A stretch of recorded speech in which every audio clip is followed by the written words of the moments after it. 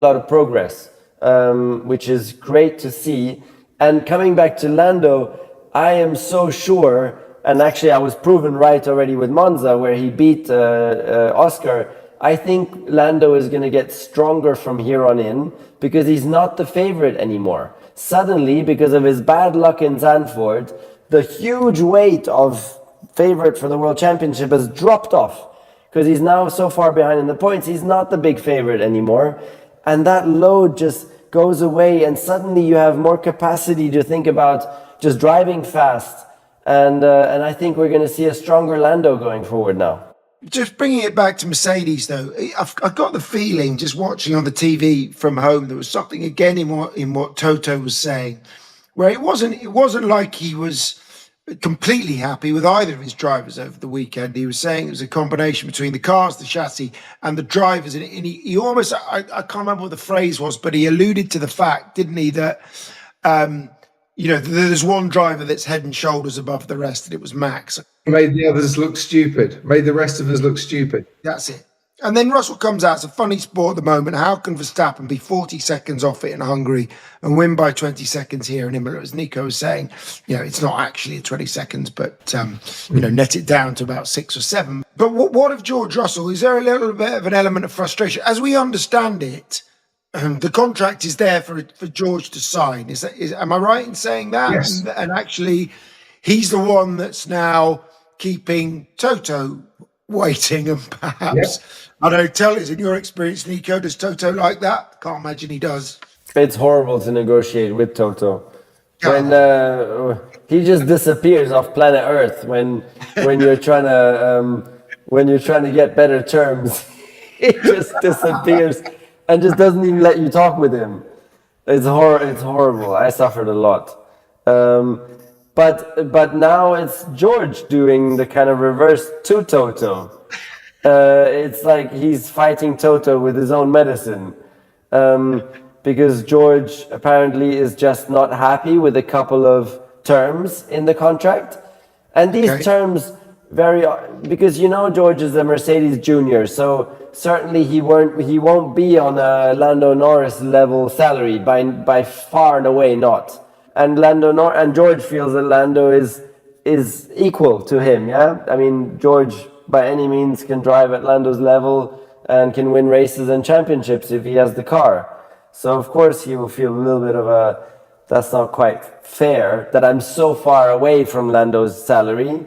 And then also there's things like sponsor days. Nowadays these teams have so many sponsors asking paying so much money, and the only way for a team to give back to a sponsor is of course logo space, which is limited, and they want driver time. They want their customers to be able to meet George Russell, and so they're using the drivers so much, and that's really, I mean, I'm not allowed to say it's painful for us because everybody watching will be like, shut up, you earn so much money. All you have to do is go to a sponsor event, shake some hands, take some pictures. And I'm saying it's painful, but it is really painful. It is really painful. So George also there will try and reduce. And what is it? The number can go up to like 60 days or something. 60 in 356 days, that's a lot of days, and some of those 60 days are split into half days, so it can actually be like 80 days. That's a lot. Like when all we want to do is go to the Nordschleifer and go racing in GT3 cars, It's cut out. And actually Mercedes only have 22 sponsors, whereas your McLaren, you have 54. Oh, that's nuts. That's nuts. On behalf of all the partners of all the teams in Formula One, I'm sorry about Mr. Rosberg's comments there. He doesn't know what he's talking about. Shut up, Nico. No. Hold on. It's only because you make money out of it, Cropper. Get back in the box. I've had many an enjoyable evening with Nico over the years, talking about a variety of things for many partners. Anyway, one more thing. By the way, that was one of the reasons for Lewis's switch to Ferrari also, because Ferrari, they don't use their drivers for sponsor days. They have such a strong brand that they don't have to offer their sponsors much time with drivers. And I heard numbers that it's like in Vettel's time, it was 10 days that Vettel had to do. And that was it. And that really, especially in your twilight of your career, is something that you just value so enormously. And that was part of Lewis's reason to go to Ferrari also. It's part of the decision making. Part of George's thinking is also, I am a different driver, I'm a stronger driver and better driver than I was the last time I signed a contract, and I'm leading this team, especially now Lewis has left, and I deserve recompense for that. But Nico, you understand driver contracts. If you were advising George, would you say, if I were you, I'd stick in a Max Verstappen clause into that contract as well, if you can. That if Max joins the team, I have the right to go and join another team if I so wish. Oh. Mercedes deals and Verstappen speculation. For now, Mercedes Formula One boss Toto Wolff said in the statement that announced George Russell and Kimi Antonelli would be staying with the team in 2026 that confirming our driver lineup was always just a matter of when, not if.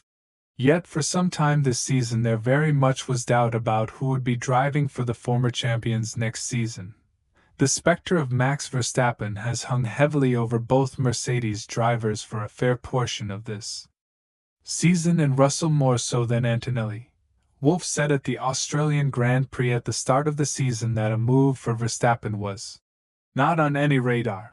But it was a statement that reflected Wolff's acceptance that the prospects of attracting Verstappen were relatively distant, and was aimed at deflecting disruptive questions. It did not change the fact that Wolff was interested in Verstappen, and everybody in F1 knew it.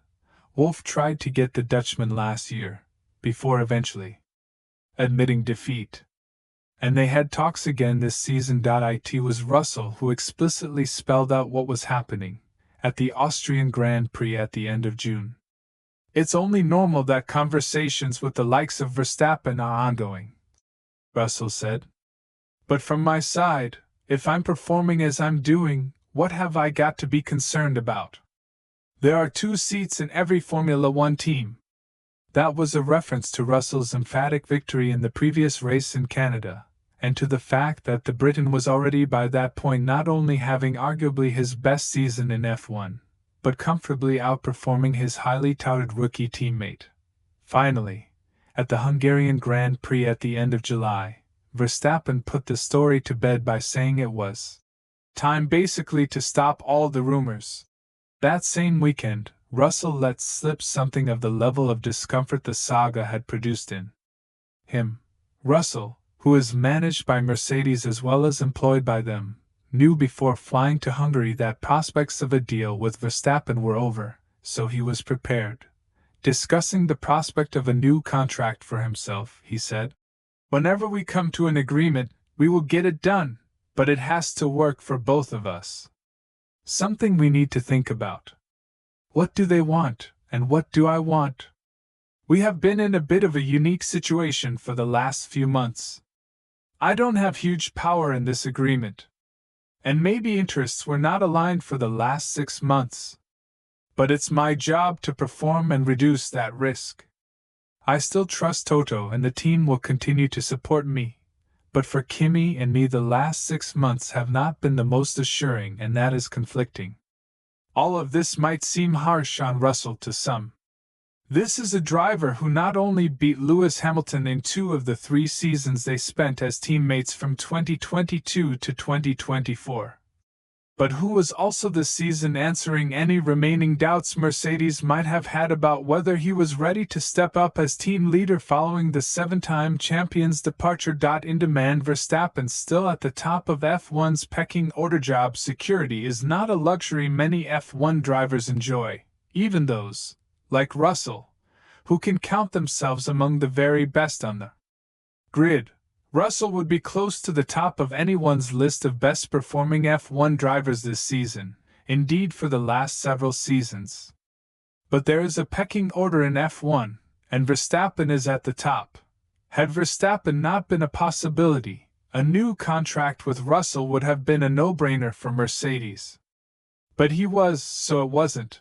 Russell did not know that it would be him to make way if Wolff had succeeded in landing the four-time world champion, but he had a good idea that would probably be the case. On paper, the logical person to move aside had Verstappen switched to Mercedes would have been Antonelli. He is a rookie.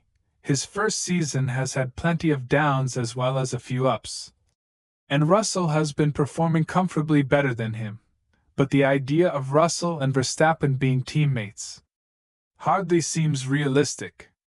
The two are not exactly best mates. They get on well enough if they end up in the same news conference after a qualifying session or race, even share the odd joke, but there is a mutual antipathy that was laid bare in their public row towards the end of last season. With Verstappen out of the picture at Mercedes for the time being, Russell said he wanted to take some time to think about how he wanted the relationship to work in the future. Considering neither party had a better option,